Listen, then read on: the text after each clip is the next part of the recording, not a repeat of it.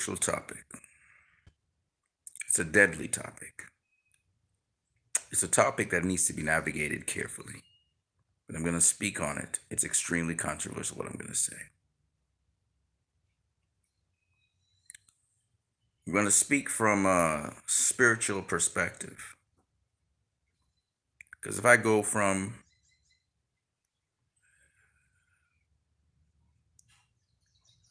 a societal perspective, you guys are going to lose your crap.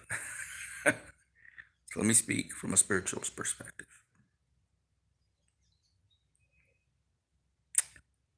Let me preface this by a background story. Derek Black is the son of David Duke, who is the Grand Master of the Ku Klux Klan. Derek Black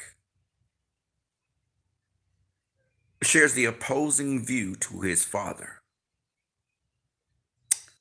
He grew up as a white nationalist, created inroads into the white nationalist movement. The idea is, as in Nazi Germany, that the white nationalist movement wants to go mainstream. Under Donald Trump, they're doing very well. Derek Black spoke about how this happens.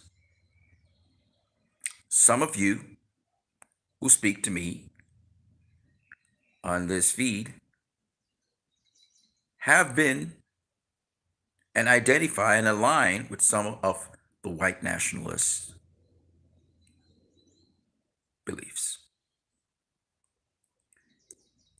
It is easy, to some degree, for white nationalist movements to spread similarly shared popularist ideas. Sorry about the stammer. Now let me make it abundantly clear to you that I understand where this is coming from. It's a basic thing. It's a basic understanding. All human beings have a belief system. I, as a Christian, would love everyone to be Christians. I grew up as a Christian. If you're a Muslim, your preference would be that everyone be Muslim. So if you grew up as a white nationalist in a white nationalist community, it is only logically sensible that you would want everyone to be white nationalists like yourself. Now, I want you guys to see the other side of the story.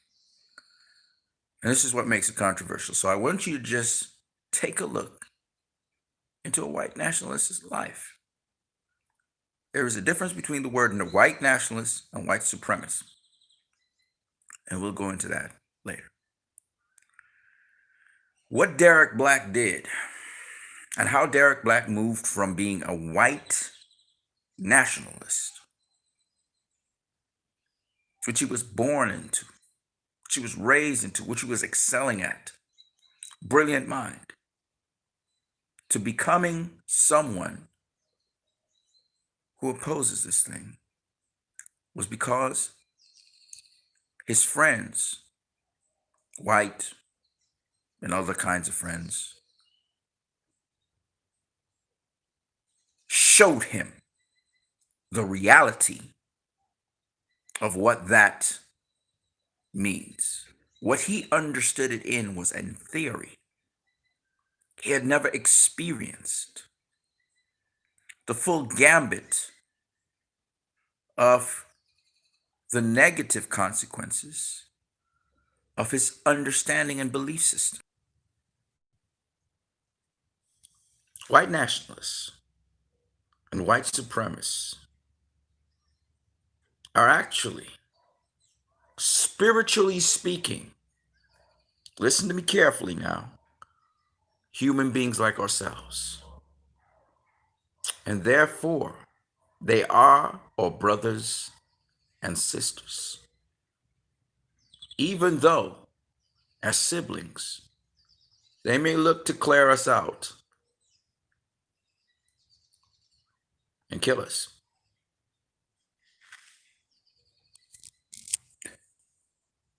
It's very controversial what I just said, and a lot of you will not be able to put your head around it. But I want you to understand this. What I'm about to say and explain will make sense to everyone.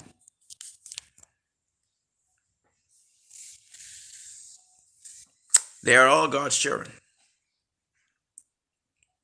Tommy Temper, he said, I just joined. Hey, dude, don't joke about that. Okay, so let me explain to you what I mean.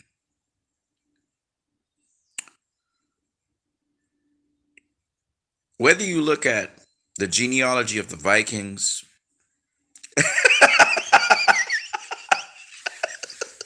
Tommy, man, you were such a you were such a clown, man. Oh my God. How you doing, brother? You okay? Stay safe. This COVID thing, man. This COVID thing, man. Interesting times we live in. Tommy, you should be a comedian. You should just be doing straight comedy. You do well. Oh my God.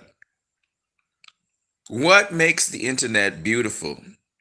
And I'm just going to give a side note before I go back to what I'm saying. This is a controversial topic, but you guys need to bear with me. What makes the internet beautiful? And I apologize for all the cursing and swearing and ranting and raving, but the internet is something like America. Freedom of speech, sometimes without consequence. You meet so many interesting people. Sometimes you don't see them. You can only see their thoughts, how they talk, and then when you meet them in person, it's even more intriguing. The internet has brought the world together. That's what America is. If you don't experience things for yourself, how can you judge them correctly? I found out and understood why disagreements and different ideologies make a place stronger. My point of view might seem right, but in order for us to get the truth, it must be challenged by your point of view. And then we may find out that the answer is not solely my point of view or your point of view. It may be something in between. That's usually not the obvious thing. Sometimes it's neither of our point of views. It's something completely different, which is why more people in discussions and debates, more people mixing with each other, more people experiencing the different experiences of different people in the world is so priceless.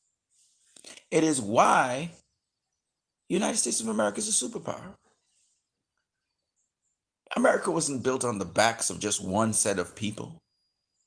It was built on the backs of many different people from all over the world, which is why people identify with it. And they produced products, some of which was not their own. they really pirated other things, like American football is rugby, right? Soccer is football, right? Boxing comes from England, right? And Europe and Greece and that kind of.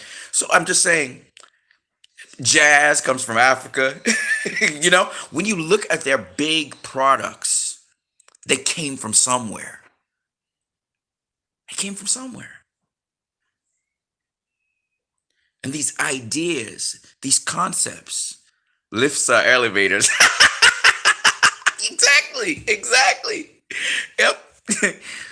they they borrow different ideas and concepts from all over the world. You know what's weird? Your name is Tommy Temper, but you're the well, I guess your temper is humor. Maybe that's why you're called Tommy Temper. You're funny, man. So the beauty of the place of America and the world and the internet is in people mixing. So let me explain what happened with Derek Black's life. I hide my temper. Or maybe your temperament is just humor. You hide your temper on YouTube. Man, you cool, man. You're really one cool dude. There are a lot of cool people on here though. Um, it's important for us to experience the experience of other people. You know what's the problem? We isolate ourselves from each other too much. And it's scary to step out there and intermix with people who have such interesting life experiences. Derek Black, because he went to a certain university, he met friends, and his friendship was stronger than just his ideologies. And his friends decided to show what he knew in theory, because he had not mixed with people, the reality. And theory and reality is two different things. And he was such a brilliant mind. He's actually the guy who spoke about um, prejudice against whites. He's actually the guy that presented that idea. And his one of his chat forums goes on to this day. It's used as a very great recruitment tool, actually, for white nationalism. Now, white nationalism, as we know, that concept and the idea, I'll give you an example of white nationalism, and you tell me if that's not persuasive. And I'll be honest with you, if I was a white person, it would persuade me. Think about this: affirmative action. Why are these people getting subsidies to go into school and they get to not pay anything, whereas I have to borrow a loan to go to school? It seems that's inequity. Straight up, I gotta struggle. I gotta get money. I back all these huge loans, and this person gets to go through a scholarship or something for free because of their color. Something's wrong with that, right? Come on, something is wrong with that, and that right there is because they do not understand that the people who get these scholarships, they don't experience the lives they go through. They've never walked a day in their shoes. That they're way behind the curve because the rights that you may have in middle America to be able to have a family that can even afford to produce that loan that you have to pay for and stand security for you. These other people have no one to stand security for loans. They can't even get loans. That's how behind the curve. And even if their mothers and fathers are good businessmen in the communities that they are in, it's so much harder for black business, for example, as a minority, to get a loan than for white business to get a loan because of prejudice, because of systemic, inbuilt, unfortunately, racism. And so on the surface, it seems unfair. But when you notice that the amount of black people that get into college to start with, in fact, the amount of black people that even live long enough to get into college in certain communities, the fact that they even make it out in the communities is a plus. It's like, you made it to college. Now let's see if you could just last those 4 years before you get shot in your community or something. When you think about it that way, suddenly your eyes open to the truth. And some of these friends that he had was able to open his mind to these truths that the story and the facts that you have do not tell the full picture. Kind of like in boxing. We could talk about, plus minus ratios, or we could talk about, how many great names was beaten and when they were beaten. But when you actually look at the fight itself, the struggle of people, where they're coming from, how they get themselves through it, why the numbers are so small. When you start to look at the struggle, the fights, and you see that one person's got an unfair advantage because the judges are in their corner. Doesn't seem like they could lose a fight because the judges are in their corner, right? Or you see a guy get robbed. Pernell Whitaker versus Julio Cesar Chavez. It got a draw. And Pernell Whitaker won. Then you ask yourself, how many of those victories were real victories? Then you ask yourself, that plus minus ratio, what did that really mean? Because certain fights were exceptions. Suddenly the facts are being analyzed. All of a sudden, looking at punch stats, yeah, this guy was hitting him a lot, but this other guy was hitting him harder. And he almost got him out of there in the 12th round. When you experience something, it is different to just talking theoretically about it. And the only way people can become more empathetic to one another, to have that love for one another, is to actually see what someone goes through on a daily basis in their communities, in their culture. That calls for mixing. And one of the greatest places in America, in the world, is America, because people mix. Not enough, because some people come from country. Have you used StreamYard yet? Yeah, of course I did. Forgot, I do a lot of StreamYard. Yeah. And this discussion on whether it's race or class or vocation, what you want to do with your life, the more you experience it, the more you travel. Now, there's some people who travel all around the world, experience all kinds of things, and still hold fast to certain belief systems. And that's okay. I believe if I travel all around the world and I experience all kinds of things, I'll still be a Christian. But I understand the fact that everybody doesn't have to be a Christian. Everybody doesn't need to be and that's a fundamental belief I believe, that I'm a Christian and I believe I'm a follower of Jesus Christ.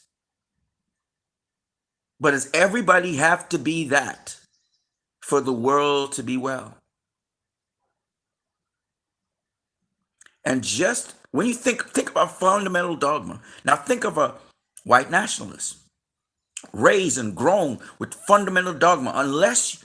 No matter what you tell me, for example, I'm a Christian. No matter what you tell me, I believe Jesus is the way. That's just the way I go. Even if you give me several hundred different facts. Why? Because my mind is locked and made up. Right? Okay. So you cannot, and some people say that's brainwashing, but it's just the person made a decision. Okay, I'm persuaded, and that's it. Okay? It's not logical, and it can be dangerous. Now, a white nationalist, grown up, raised a white nationalist. It's ingrained in you. It's a fundamental belief, like how I said I'm a Christian. For that to change, it's going to take time. But the only way it would change that I can understand is if someone who either is a white nationalist and has expanded his view of the world and has changed their minds about white nationalism, which we look at as a traitor, so probably you won't even listen to them, I might tune out. It's very easy for somebody who follows logic and reasoning, and that's their main basis for whatever they do, and is an honest person to their heart and soul, to change. It's much easier for those people. And I could tell that Derek Black was that kind of guy. Very analytical, very cerebral.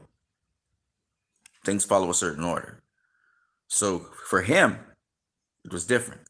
I've seen people who are Muslims be converted to Christians. I've seen Christians converted to Muslims. Why?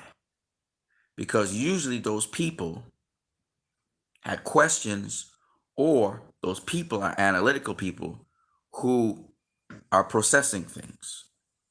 Be honest with you, Muslim, Christian, it's okay with me. Are you spiritual? Or are you someone who realizes that there's things beyond logic and facts? That's where I go with.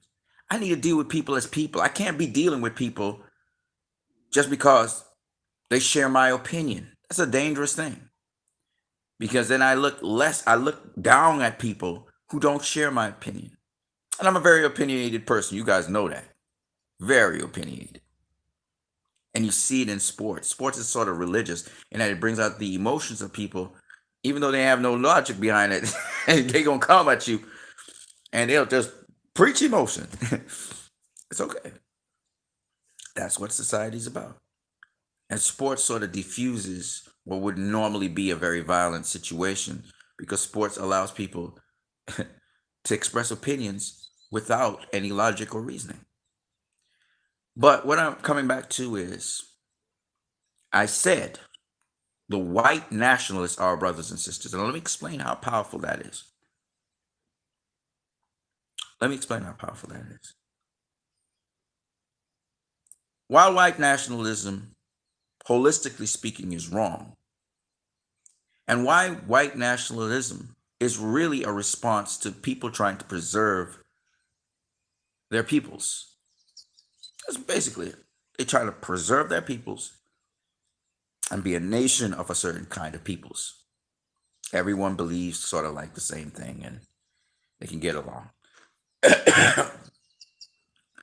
And it's the desire of almost every individual to be able to share their opinion amongst people who have similar minds. So there's nothing wrong with that particular thing. It's when you start to hurt other people, when you start to trample on their freedoms, when you are making them less than through your philosophy and your supposed facts, that's where it becomes extremely dangerous.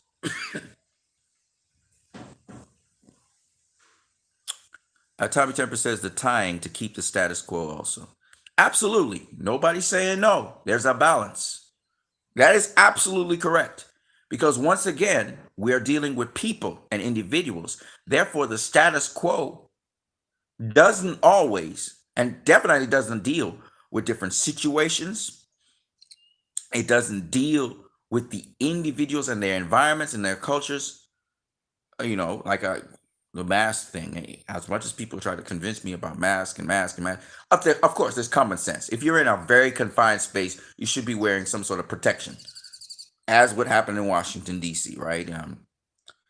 3 people got COVID from the people who weren't wearing masks when they were in the hostage situation. However, what I'm saying is that, and you don't want to be a super spreader, right? You may not suffer the effects of COVID because you built resistance to it, but you could be a super spreader. Nonetheless, the point is that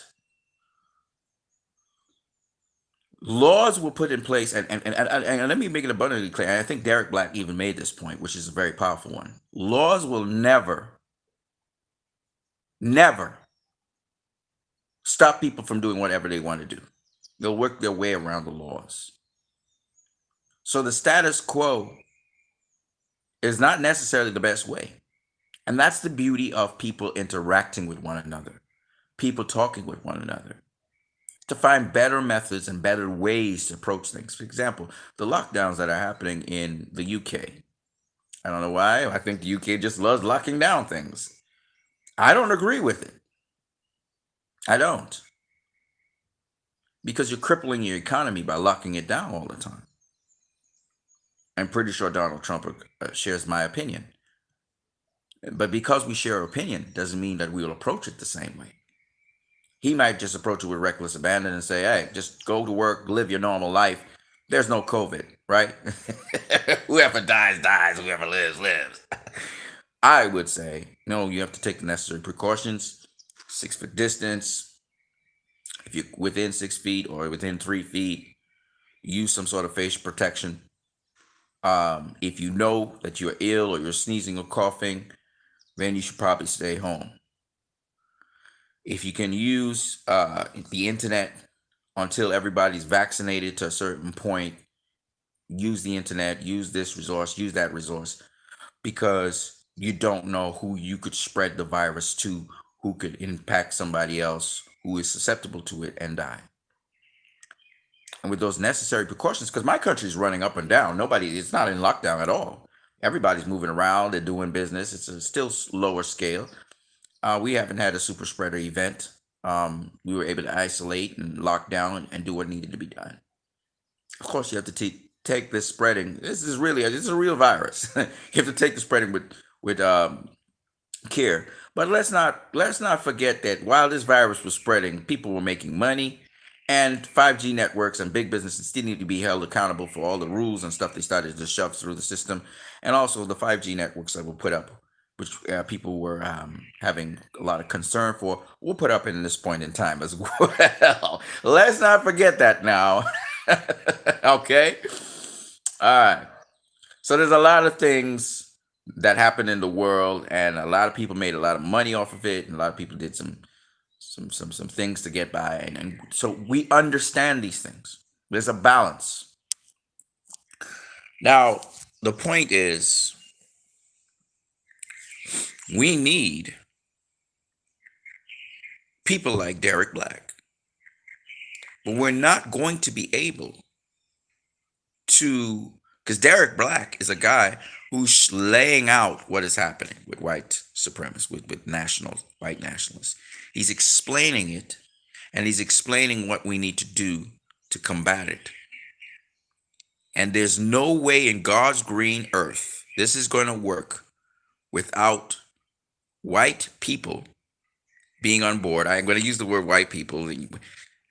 That's a long story in itself. And without former white nationalists on board. I'm going to tell you that right now.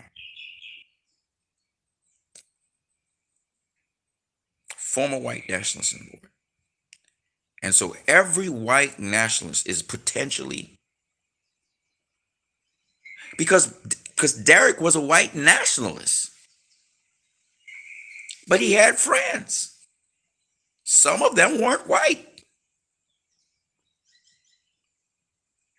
And relationships bring people so close together that in spite of their ideologies, which they start to question, they're there. And then the people ask themselves, well, how the hell am I friends with?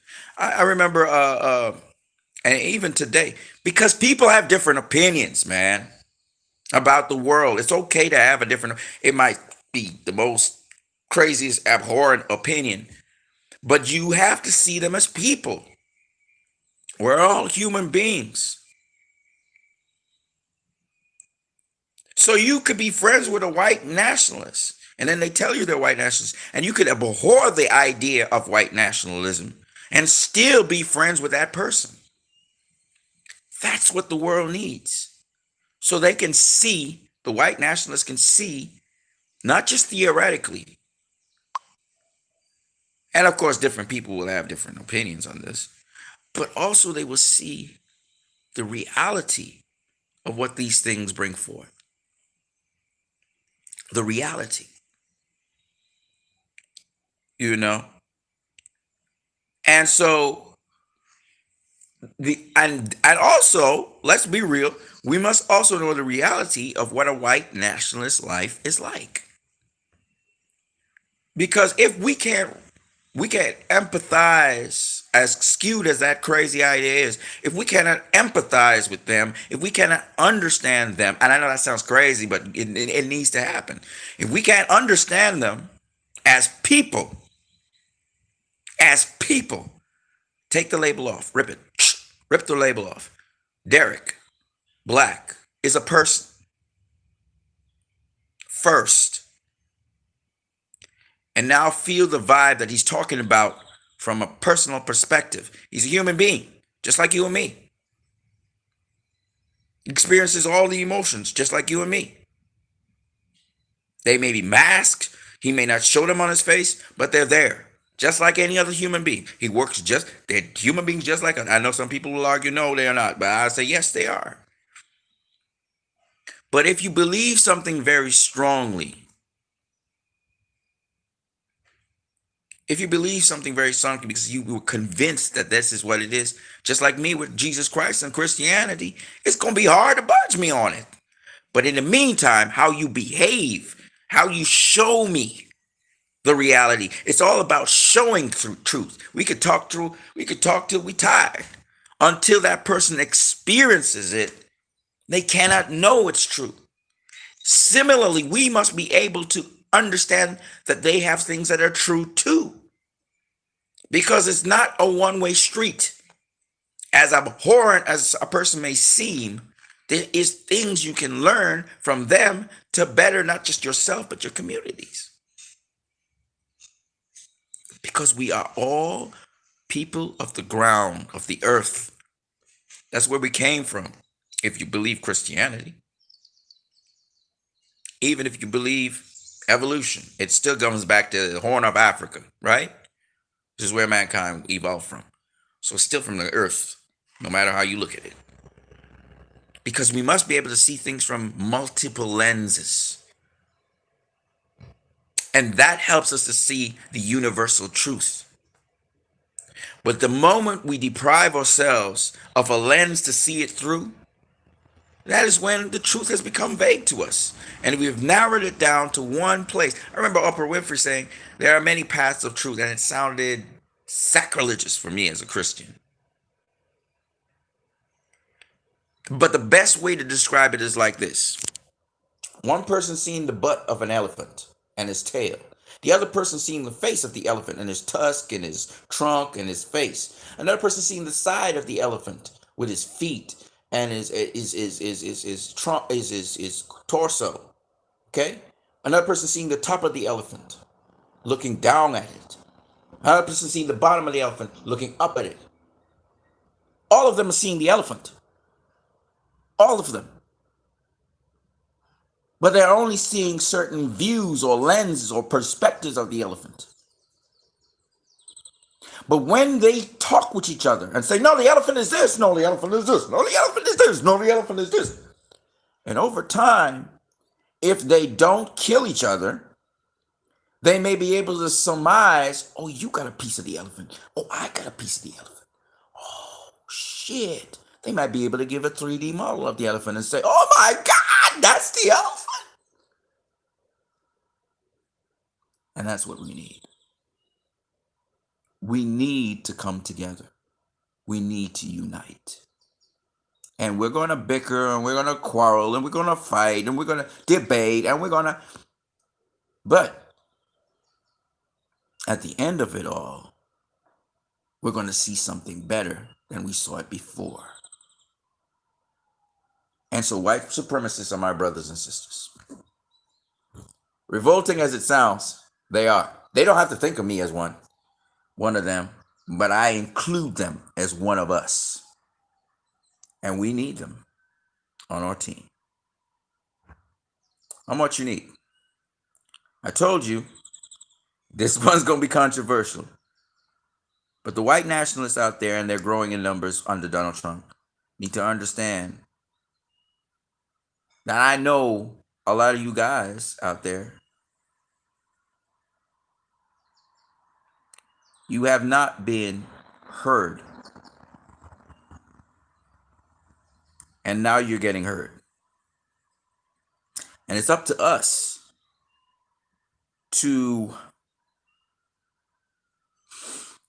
be careful how we demonize people if we don't know who they are. Sometimes, I know this is a very, you have to be very careful how you say these things because it's very controversial what I'm saying, but I'll explain very simply.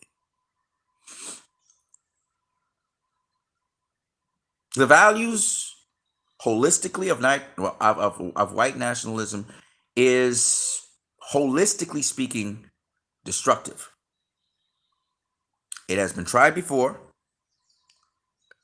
Germany has tried to implement this, and the system collapses upon itself. Having said that, there are a lot of populist views of white nationalism that are shared by white people. And to some degree, it's logical. So, these people have found a way, and they think this is a way for them to exist and survive in the world, and they think this is the best way the world should be. Just like how I believe that the world with more Christians will be better. Right? Just like how you might think that the world would be better if you had one set of people. The truth is, the world would never be better with just one set of people with one ideology and one view solely. It's always better with people with multiple views and multiple ideologies because that leads us to get to the truth in a much more clear way. And as revolting as some of those ideas that white nationalism represents are, because the individuals have never really truly had to experience those ideas or be on the receiving end of those ideas, do I understand the motivation for those ideas comes from a place of shared humanity, that we all want to be heard, that we all want a world that is beautiful, that we all want peace.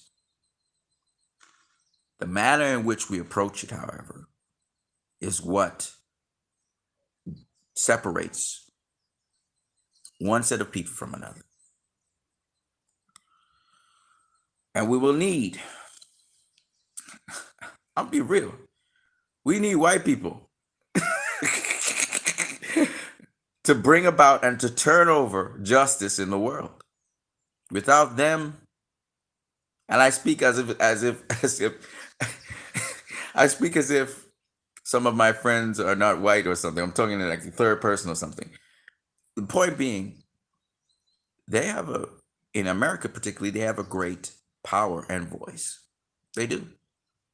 And they can, as they say, when you can get ideas to go mainstream in America means majority of people are white people. If they carry a cause, it goes very, very far.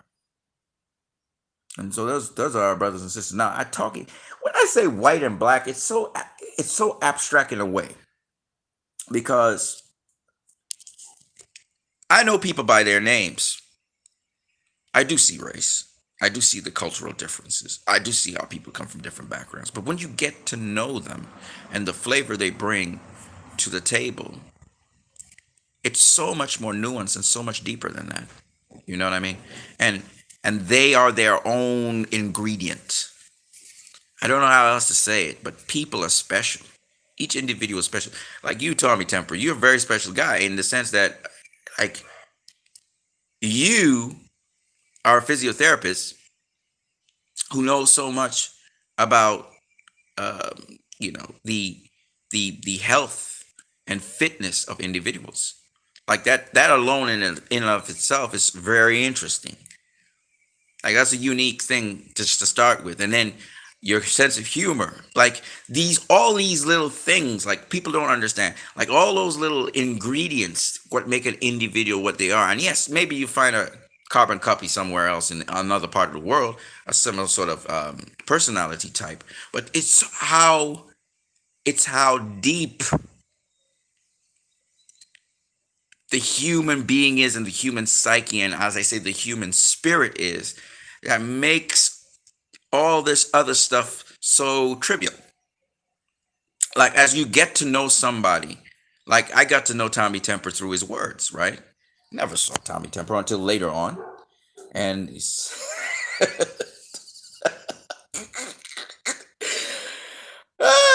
you know what I mean? The fact that I'm laughing right now should tell you this is Tommy Temper. My laugh pretty much tells you who he is.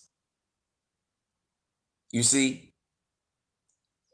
And it's so weird saying, well, Tommy Temper is white and I'm black. And like that's so like it's interesting, but it's like a side note. which is why white people and black people just doesn't make no damn sense, because you don't see people. You may see people as race initially, but once you get to know them, you're not thinking about that anymore. Which is why I hear some people say, I don't see color. I kind of understand what they mean. Because once you get to know somebody, it rubs off, that parts of them rub off on you. And it's much more nuanced. And that's why I said it's very spiritual. And that's why I said the white nationalists are our brothers and sisters. They operate, their bodies, their minds, their spirits operate the very same way all bodies, minds, and spirits work. You say something funny, they'll laugh if it's funny to them. They react the same way we do. They have the same pains. They have the humanity of them is the same. The wired human in the generic humanity sense, they're wired the same way. Yet each one of them is individually different. And that's what makes the individual. They're not carbon copies of each other, like droids or something. They are individually nuanced in such a manner that they're unique to who they are. And that's something that's so crazy. That's why humanity is so powerful. Because even in a organization like a white nationalist organization, Derek Black grows to oppose this organization. But he was one of the starlets. But how is that possible? Because he's individually wired differently to each individual in that organization. He's a different kind or type of person to the people, to each person who is also a different kind and type of person in that very same organization. I'm a Christian. Tommy Temper's probably a Christian. But we operate differently. You see what I'm saying? I'm going to use Christianity because a lot of us believe in Christianity as the thing, right? Without even logic, we don't even question it, right? We like, I question it, but I mean, we just drop it down, boom. So what do you expect? If you're a white supremacist, grew up in this white supremacist or white nationalist, sorry, my bad, that's the inaccurate word, white nationalist, how the hell you gonna move from that? Come on now, let's be real. Humanity, let's talk humanity. This is what you know as true. To shake that foundation, to challenge that, to change it, you have to actually go out and experience something else. And so to challenge the way how I see Christianity today is completely different to how I used to see it when I was protected in a certain environment. But I always had, because my mind and body operates like that, and my father always taught me to question things, I always had that understanding that I needed to step out of that circle to really understand what it is that I believe, and if I really truly believe it the way how I was taught to believe it, or whether I believe it in a different kind of way. Something Derek Black said is he never regretted how his father taught him how to be an independent thinker.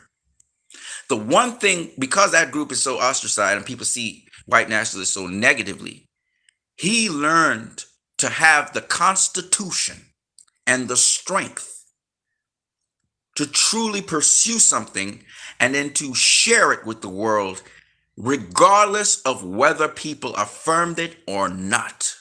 That's powerful. He's able to understand that the constitutional training he's had has prepared him for where he is now. That is almost spiritual, what I just said. He's speaking about his destiny. You know, that's the Moses in Egypt, let my people go kind of crazy thing. Anyway, so the point being, each individual is constituted differently to each other. You will never find, unless you clone me, and even if you clone me, you still will not have a carbon copy of me, because I will always have some nuance that's different to my clone. So that's a hypothetical statement. I'm just saying. Each individual is unique, down to their genetics, down to their psychologies. Each individual. This is what makes meeting people and greeting people, and just new experiences with people, and sometimes having to walk that road with them, which is the more painful part and the more transformative part, because it's not just meeting and greeting people. Some people sample people, right? They talk about the black experience and the white experience, and so on. The white experience, the black experience, the Asian experience, right? They sample, but they're not going to go deep into there. They're not going to say, okay, now let me take a walk in this man's shoes. They ain't want to do that. That's the hard part. That's the very, very hard part, man.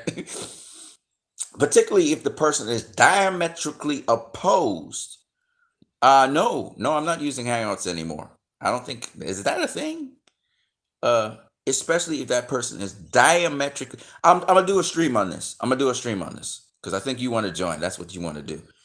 Even if to walk in the footsteps of somebody who is diametrically opposed to what you believe, like me, a Christian, going and walking in a Muslim man's foot shoes, and then you realize, oh shit, he and I have things in common. It's scary at first. It seems like taboo. It's like me going to walk up to a witch. I'm gonna go taboo, as heavy taboo as I can. Walk up to a witch and try to walk a day in her shoes. Because I want you to get the feeling of what. It's still a thing with boxing groups? Yes, sir. Yes, sir. Yes, sir. I'm only speaking about this because of the unrest with respect to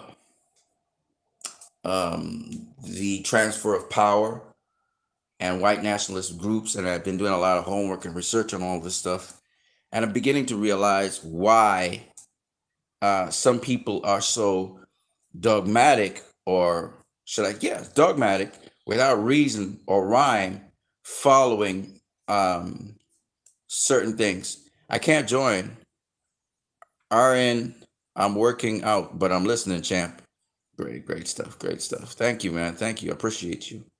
Um, so I know this is not a topic that has to do with boxing per se, and I haven't been really talking much boxing for the last couple of days. I think I did a little clip on Canelo because I feel like this is an important point or juncture in the history of the world, and things can go one way or the other. So I was trying to explain, and this seems a controversial topic, but I'm trying to explain um, how important it is for us. Of course, everything has consequence. Oh, right now, okay, cool. See, I don't know everything about this internet stuff and short words, but it's so much going on to say. But the one thing that Derek Black said, which makes a lot of sense, is that a white person speaking, a white national trying to convince other people about things can be shut down by another white person. So another white person could shut down a white nationalist on certain things. And uh, I do believe that truth is very important, but I do feel that experiencing truth is more important than than telling it or saying it. That words have power, don't get me wrong, but experiences transform. And I truly believe that sometimes the people who get to see the fallout, the negative things, of white nationalism, and get to understand the full picture, the full story. At the same time, also sharing some positive things about white nationalism to people who didn't know, so that they could be better, have a better understanding of white nationalists. I think, and these are controversial things, but the exchange, the dialogue. Yes, white nationalism is not a good thing overall for people. That's absolutely 100%, right? And, extremism is not good either. And then, of course, and that's what it pushes towards. And also extremism in anything, religion, culture, extremism in anything is just not good, right? But you can find things that are really good that you could add to your cognitive understanding and apply into society that white nationalism can contribute to. That's why I said different angles of the elephant, and that's the important thing to understand, that you don't have to throw away everything that you see in something, there is always something you can learn from it, and through transformation, apply it to the forward motion of your country, or your establishment or your institution or whatever. Okay? You know, so it's up to us to research the thing and then holistically, and if necessary. I mean, I remember a Ku Klux Klansman actually inviting a black man to his rally, and they became friends. And the head of the Ku Klux Klan actually became, he stopped being a Ku Klux Klanman, but in the process of being that, let's just say it wasn't a one way street. The other guy learned things from the Ku Klux Klan that are invaluable to his life and to other people, and he lets everybody know some of the positive things about the Klan. And these are important things, because I understand why Federalists and Confederalists sometimes they say, hey man, everything ain't negative about Confederalism. That's why we still persist with the flag. Okay, not everything's bad about Confederalism. Again, this is important to understand. And they want to let people know their contributions, which were positive. Okay, when it comes to slavery, it was horrible. Right? That's why we had a civil war. But Dixie, but certain things, their music, their culture that was around that, you got to understand, once you get past the race thing, they had a lot to give. And we have to be able to acknowledge the good and the bad. And that's the thing that I think is, I think that's the thing that people sometimes think, like I try to explain to people, and again, this is a very controversial topic, but it's still, we wouldn't have Volkswagen, we wouldn't have Fahrvergnügen, we wouldn't have Porsche were it not for Adolf Hitler trying to push the boundaries on research and development. To this day, Germany's one of the greatest manufacturers in the world, and they're known for their craftsmanship and their superb workmanship. Okay, that's from Adolf Hitler, and we must be able to separate the horrific it's the horrific things that the his rule and his reign had, but we must be able to take and harness the positive things, which is what Germany did. And to this day, Germany's like one of the greatest manufacturers out there, right? When it comes to quality and standard, they're almost impeccable, right? So my point being, history must record that too. And while overall white nationalism is a horrific thing, it's a terrible thing. The idea is just revolting, right? And Germany under Adolf Hitler is seen as one of the worst people ever, because of I mean, he treated human beings like they were animals. He was just killing them and just destroying, right? There was just, the ethnic cleansing was ridiculous, right? But we must understand, try to invade territories and the next and whatever. But also there were positive things. And we must be able to sample through that so that people will understand, especially everybody must know that they're included. And when white nationalists don't feel like they're included in the society or accepted in the society, this is what breeds this. And I'm not saying that I agree with their values or whatever, but I do agree that everybody should be included in the society as much as possible once they are peaceful. And while you may not agree with certain views people have, and this goes for the Black Panthers as well. Black Panthers, and Malcolm X and all these guys, they should be allowed to not be ostracized and imprisoned and put, fear shake to everybody. Fear, because we may not have the Black Panthers, but we got some folk up in here that, goddamn, we got black supremacists also. They call it black nationalists. They ain't just got white nationalists out here. They got black nationalists too. It's a real thing. But the point is, and we saw the Black Power movement. we know that one group is oppressed, and sometimes, not always, and another group is not. So the whole point is, though, that both groups claim they are oppressed. That both groups claim that they're trying to preserve the legacy of their either their race or the legacy um,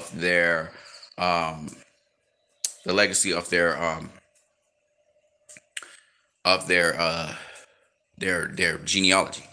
Either way, I mean, just make it abundantly clear. As much as we abhor some of the fundamental things that white nationalists particularly purport to just horrendous, let us make it abundantly clear that there is the possibility that these people can work together with us at some point and work together at moving the world forward in a positive way.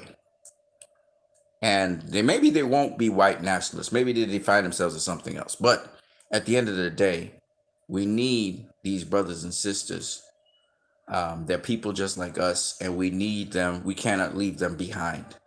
And somehow, some way, we have to figure out how to work together on common ground so that these people will feel included in the democracy. And it may mean changing some things because everything starts from a sometimes a horrific beginning, but it can turn into something that is beautiful. Because the one beautiful thing about human beings is we're apt to change things. We're apt to. I remember once upon a time, certain words had horrific meanings. They meant terrible things, and as time passed, the meaning of these words changed. And similarly with people, people have to protect. I'm not saying that they will all change. I'm not even saying that some of the white nationalists won't uh, try to overthrow and destroy and kill people. I'm not saying that. But I'm saying the potential for good to come out of it must not be lost. And we cannot sweepingly vilify everybody in there while we can condemn certain values that are just abhorrent. We must be able to also realize that the individuals in there, and I told you this is a controversial topic, but we need to understand to come together. We've got to meet people where they are and show them, not just tell them, show them consequence. Show them the world of consequence. I love that Arnold Schwarzenegger spoke. Um, he spoke on being the son of a former Nazi and how his father was just messed up. And Arnold went into detail of why he himself, loves democracy. And he really, as we all know, Arnold Schwarzenegger did excellently in the democracy. He did fantastic, right? He's part of the democracy. He was even a governor of California. So he's done extraordinarily well, even though it kind of ended up he ended up in a uh, in a tremendous scandal. The truth is that the democracy afforded him things that nobody expected. He can't call himself a nationalist because he wasn't from the country. You know what I mean?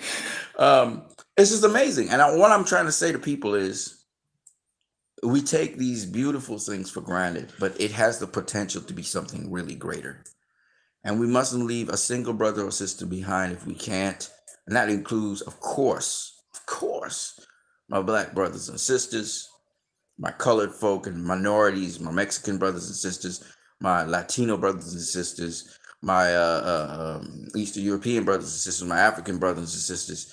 We can't leave everybody. We can't leave anybody behind, if possible. Now, if that person chooses to stay behind, chooses to go into their own horrific way, um, there's nothing we can do about that. But if they choose to join us, ooh, how powerful will that be? And I'm talking to the people of the world.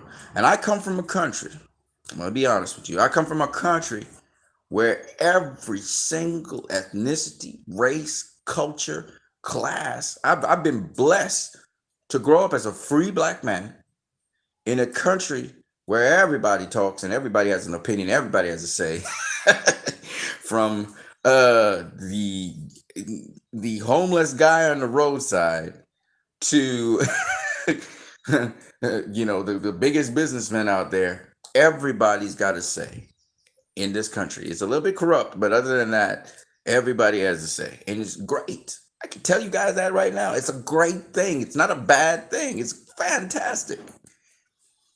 So that's what I wanted to say. Shout out to Tommy Temple for listening to this while he's at working out, bro. You just inspired me to get back working out. I put on 15 pounds, probably even more now, and I need to start back working out myself. So that's my talk on it.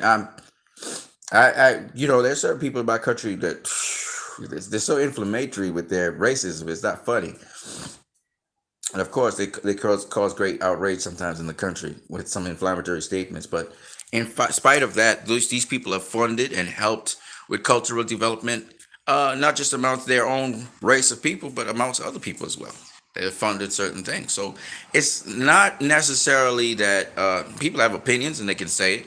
Uh, Inflammatory opinions are not necessarily the thing that society will frown on it. They will say, "Hey, hey," you get that editing, that censoring, like, "Hey, that's out there now. Come on now," right? So you get that outrage, which kind of tells you, especially when a counter organization to your organization, I'm talking about Hindu dude, when another Hindu organization said, "Hey, we don't, we don't agree with that. We just distance ourselves from him," okay, right? So it's funny because when you live in a society where you know different people have different opinions about how they would proceed with things, that happens on occasion, you know, and it's okay. It's part of the development process, and people will disagree on different things. But if the most of the society disagrees on an issue, then you either get kept in check or you hold on to your opinion, but you think about how you want to present that opinion. So that's the kind of thing you need in society. You need a lot of different people from different walks of life who say no, no, no, no, no, you can't, no, no. And I grew up in a society like that, so it's really great, and people have a great time. I mean, it is COVID, but people are struggling in my country too, but not to the extent that I see in the United States with food lines and crazy shit like that. Everybody got money in their pockets. They can go purchase this. They're compensated. Some of them are compensated by the government. Other people, they band together with their communities and they work through the situation, you know? And so there's a lot of love and care down here, even though actually the murder rate has dropped. I just thought about that. We had a ridiculous murder rate down here, and now it's dropped substantially. And so I'm just saying this to say, yes, you have to be wary of you have to be vigilant in protecting democracies all over the world. And you have to be, what I mean by vigilant, I mean, okay, take for example, you have to watch and keep your governments accountable for things like, they say COVID relief, but they're really putting up, um, 5G networks. Like we're 5G network ready already down here, and that happened during the COVID. So I'm just saying, well, actually, we're ramping up before the COVID. But my point being, yeah, there are 5G networks down here already, and then so you better be aware of different things, and even the procedure and the protocols that some of the institutions have been having down here. Very interesting, very interesting. You know what I mean?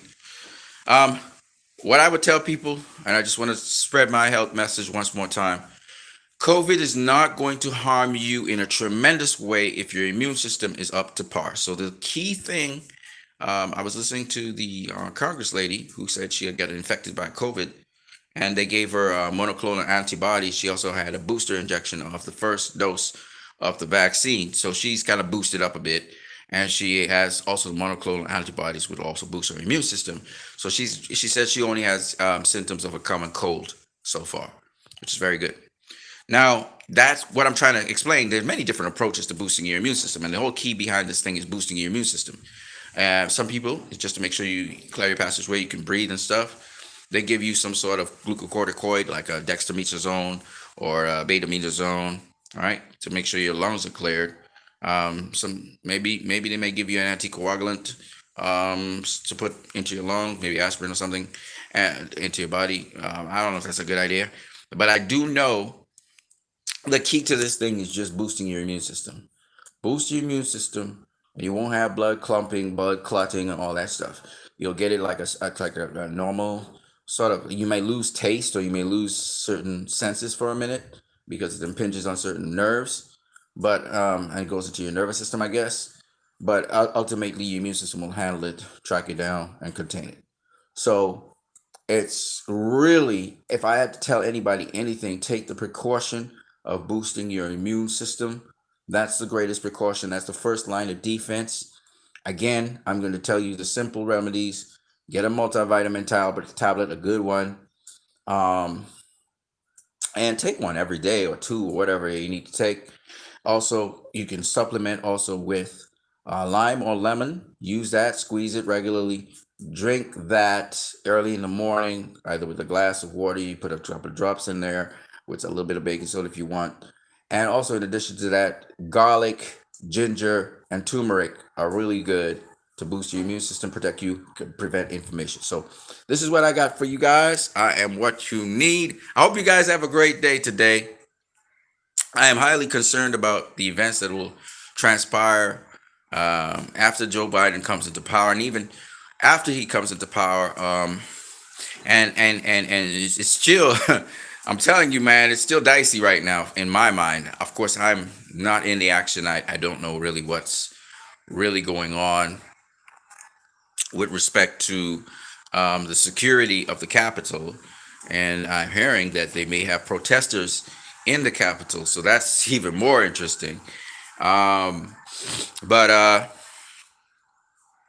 you know, the work of the Secret Service, the FBI, the CIA, all the protective services for the National Guard to the police, the national the city police to the Capitol Police. It's up to them to get to deal with these situations and not make them incidental. So if the for example, if the inauguration goes out without a hitch, you can be assured that a lot of the insurrection attempts have been squashed before they could even start. So I'm guessing that's what these agencies are doing and working hard at, and they probably are overworked. I don't know what's really up with that, but that's the only thing that really concerns me, that they can thwart as many attempts as possible throughout the country. And maybe even we may have to look at embassies outside of America, so that, that stretches everything even further. So they can may attack something that's American outside of America. So you have to really pay attention to all possible leads, all possible ways in which far-reaching consequences, because again, you were going to have some of these groups, these right radical groups, which are, they span the globe. They're all over the place. So it's not just America. They may have started in America, but they may be across the globe. So this is something that people pay attention to. um and this is a tense time, in my opinion, in the world scene. Everybody's watching this, and it's a very tense time. But I decided to make this contribution, provided that Joe Biden's transition. Download the Hangouts app again, please. Okay, Joe Biden's transition is one in which we make it through the transition. Then the next thing will be how will his term go. So it's always going to be dicey, maybe all the way through his term, because there'll always be elements, whether they're subdued or not, whether in isolated